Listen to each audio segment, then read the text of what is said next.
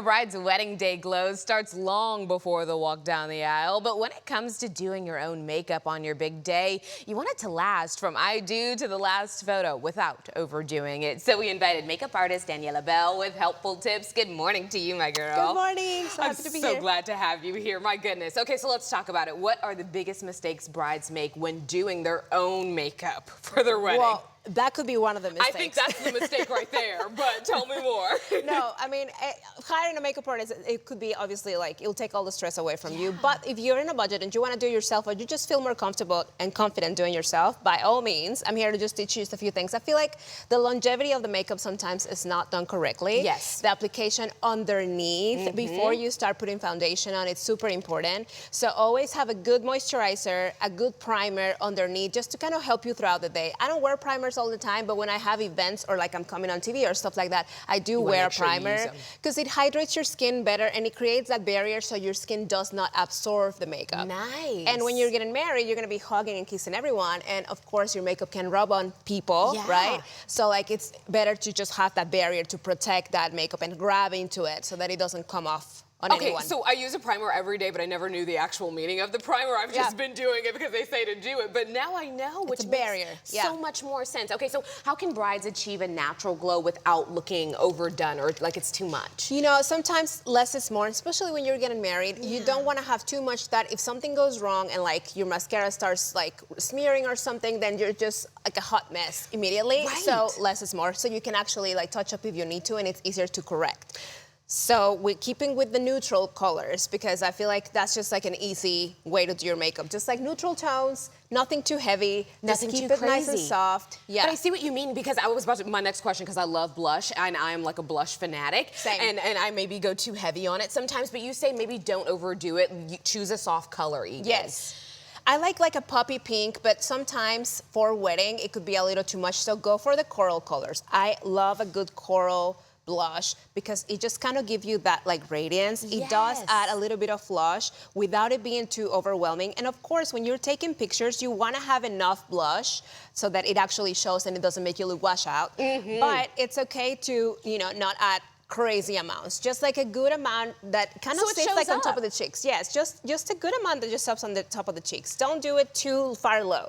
That's okay, that's a good point. Yeah. Now, tell me, what products are must-haves for that long-lasting wedding makeup? Because getting it to last from the morning to the evening is hard. Yes, I definitely suggest you to get a good setting powder. Okay. This is like one of like my must-possess treasures. This is a brand that is made for theater, like theatrical makeup, but like I love using it on brides because it prevents from sweat and like you don't transpire, so like your makeup stays put all day long. This is by Ben Nye. It's like a classic. Every makeup artist knows this product, but now you know it. I was about to say, put it on your lists, everybody. Yeah, because that's really the hardest part about the makeup. Now, takes away the shyness and all that. Exactly, which we want to avoid anyway. We do not want to look shiny in our photos. That is not how we want to look back at it. Now, how should makeup differ for an outdoor wedding versus maybe an indoor one? So honestly, I will say that don't worry about that too much. The outcome should be honestly the same, just because sometimes you're going to transition from in and out, and that's okay. And if you're taking pictures, your photographer is going to be able to like manage the lighting and all of that on its own camera, but like having enough makeup, it's important. Otherwise, you're literally going to look like you don't have anything. So add a good amount. Can I ask you, just because if it's in a budget to get a makeup artist, do you think you should have the makeup artist stay like for touch-ups, or do you think the makeup artist should leave something behind to help you touch up throughout the day? What do you think is the best option honestly there? Just depends on your budget. Okay. But yes, like if I will say, like most of the times I just come, do the makeup, and then I'm out. Like I don't have to stay. It just depends. And some people do want you to be there, like just to touch up or change the looks. It's more for changing the look that you stay as a makeup artist than it is to actually touch up. Because if you do a good job from the beginning, you don't have to be touching up.